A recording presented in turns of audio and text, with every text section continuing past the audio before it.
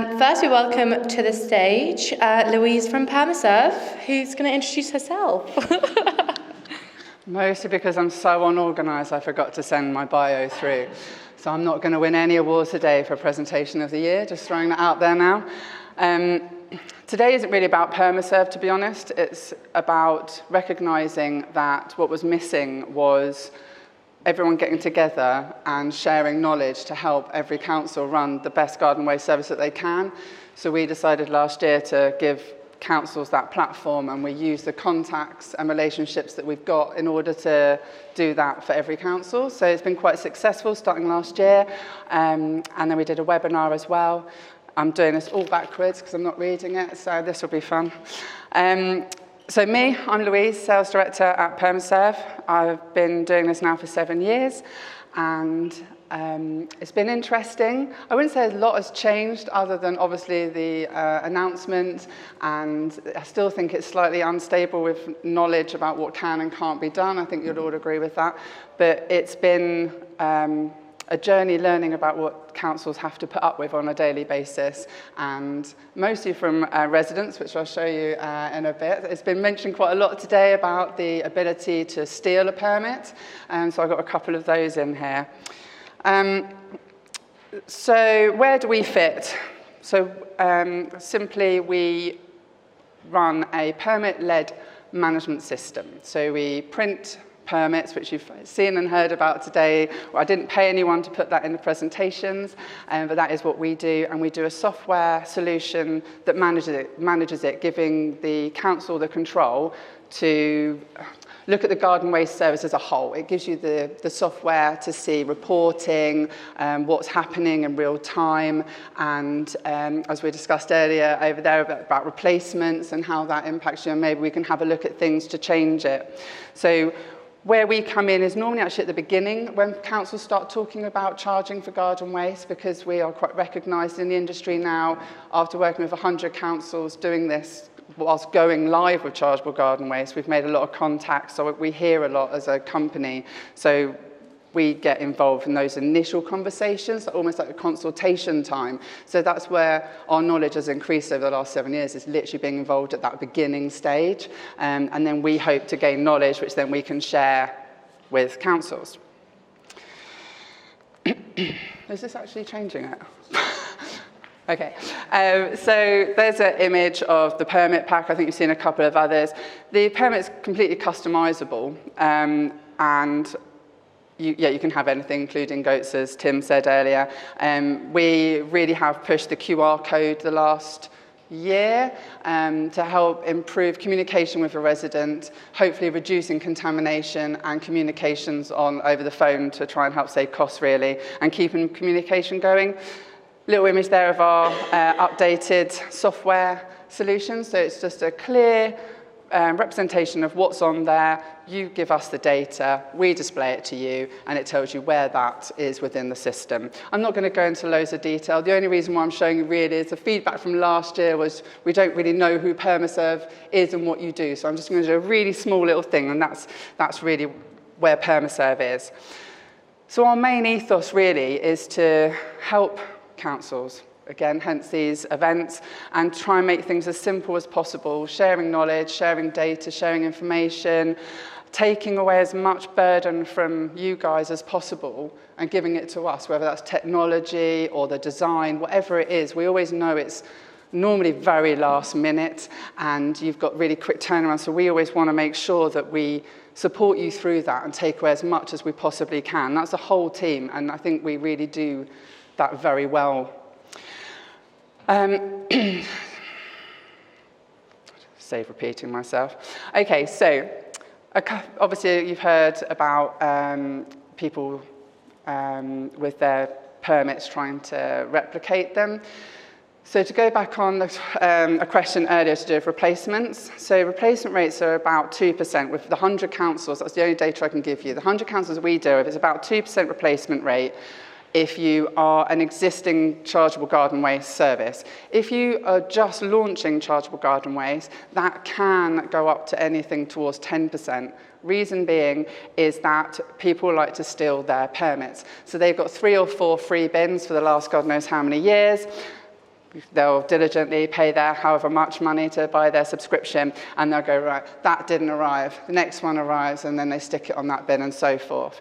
So we try and help and guide councils to try and keep that number as low as humanly possible by lots of different tips and tricks, which I'll go through at the end of this slide. But these are a couple here. So I guess it's just communication with your team to show what to look for.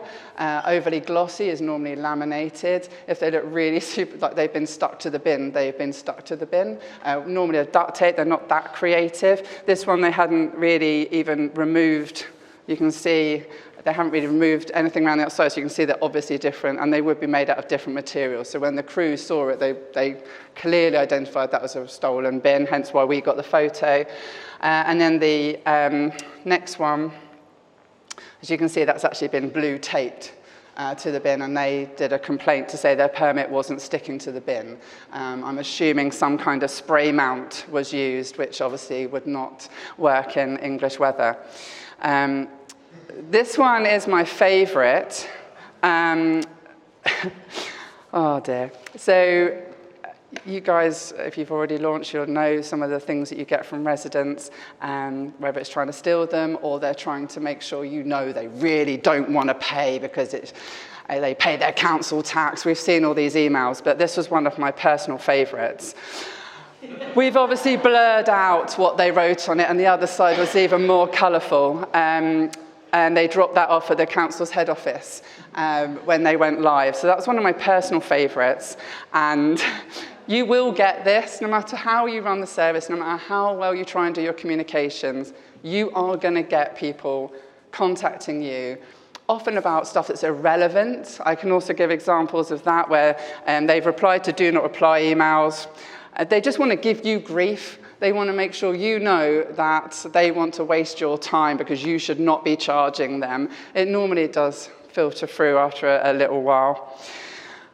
So some of the creative ways. There is a lot of pictures. One day I'll do the Resident of the Year award and we'll do a whole presentation on that. So this was another one. I actually felt quite sorry for him. I guess the importance of communication. He thought he was subscribing for 4 months at £36 per bin, so ended up with 4 permits and complained about getting 4 permits. Didn't question the price though.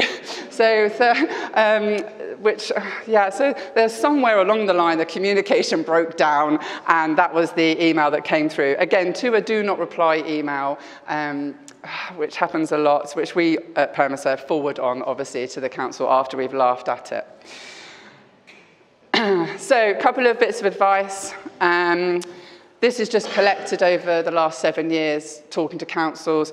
Stick the permit to the rear of the bin handle side, so it promotes the resident to do curbside anyway, but also if you do have a high bin replacement rate for the bin lids, then you're not replacing the sticker as well, so it helps reduce that.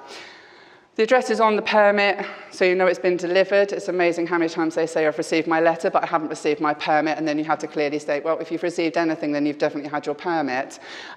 So we make sure that's how we do our permits. Have a short window between sign up and not dispatch, sign up and when your service goes live. Because the longer window you give them, the more time it's got to be sitting on the side and then it be thrown away, put in recycling, whatever the list is, and it only increases your replacement rate.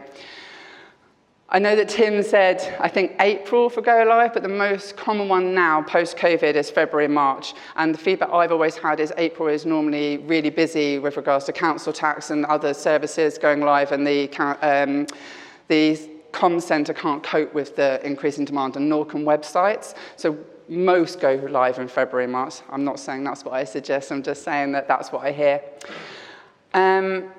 Bright colour for year 1 really works well. The crew aren't always looking out for it, and make sure you do that comms with your teams to show them the permit. We can send those out to you free of charge, so you can actually show your team this is what you're looking for, a nice bright yellow or orange, depending if you're stifled by political reasons, but they're the ones year 1 that I would always suggest. They're really clear at dusk that is a paid-for bin service, and your crew will be less inclined to grumble in the office. Something we launched last year was a different type of replacement permit. I'm still fuzzy on the stats on if it's actually helped, but in theory it should. If you have a different replacement, then the resident surely would go, I've been caught out, and not apply it to their bin, and actually then obviously purchase a second one. I will be able to get some stats out on that, but I think it has worked when they've had a slightly different like chevron behind the permit. And also, even if they do stick them side by side, the crew can clearly see, well, hang on a minute, that one is obviously different from that one. That is not paid. You can swing tag it, which also PermaServe does. So yeah, clear communications with residents online. It stops, well, should help stop some of the emails. And speaking to your neighbouring councils, I'm not going to repeat what's already said. It's the best way of doing it because you'll get the less repercussions from the residents because they've probably heard of someone else that's been paying that amount and how they do it. That's not me. So I just thought, after listening to this morning, some of the questions, which have been absolutely brilliant, kind of made me think maybe a few stats from what I see on our system that is up here, not on a PowerPoint. So at the 100 councils that we work with, the average replacement rate is 2%. So if your replacement rate is higher than that, then have a chat with us if you're with us. Maybe we can have a look and see the reasons and maybe try and help reduce that. Or indeed, if you don't work with us, come and have a chat and I can go through your stats that you've currently got and then help try and get those down for you. We have seen a massive increase in sign-up rate post-COVID as well. So pre-COVID was about 35% sign-up rate as an average, and now we're looking at anywhere around between 50 and 60 sometimes sign-up rates after COVID.